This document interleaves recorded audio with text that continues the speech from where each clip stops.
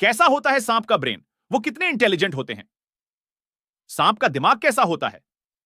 इस दिमाग का इस्तेमाल वे कैसे कर सकते हैं? क्या उनकी इंसान की तरह की संवेदनाएं या याददाश्त होती हैं? उनके दिमाग का आकार कैसा होता है और भार कितना होता है? वे कितने बुद्धिमान हैं? वे कितना सीख सकते हैं? दूसरे जानवरों से उनमें क्या कोई अलग काबिलियत होती है? ऐसे कई सवाल हैं जिनका जवाब उनके दिमाग से मिलता है। हर जीव में दिमाग नहीं होता है, पर क्या सांप जैसे जानवर में भी दिमाग होता है?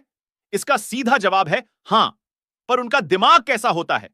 क्या वे इंसानों की तरह तेज होता है या फिर कुत्ते बिल्लियों की तरह तेज काम कर सकता है, सीख सकता है?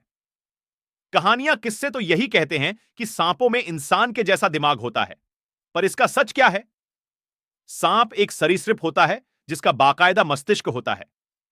इस दिमाग में एक तंत्रिका तंत्र होता है।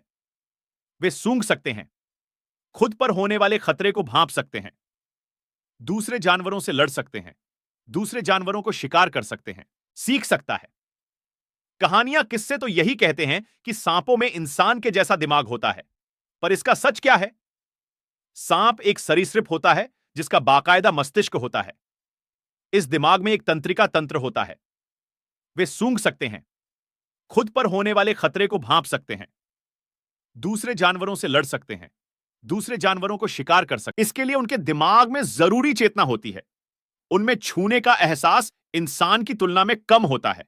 वहीं उनकी जीभ से सूंघने की ताकत इंसान की नाक के सूंघने की ताकत से बहुत ही ज्यादा होती है। सांप का दिमाग उनके आकार के हिसाब से होता है। उनके शरीर और दिमाग के भार का अनुपात 1500 में 1 होता है।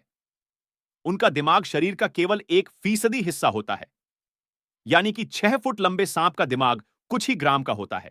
जहां इंसान का दिमाग कुछ कुछ गोल आकार का एक मुट्ठी की तरह दिखाई देता लगता है, सांप के दिमाग की संरचना कुछ लंबी होती है। इसके आगे के दिमाग फोरब्रेन के साथ ब्रेन स्टेम जुड़ी होती है।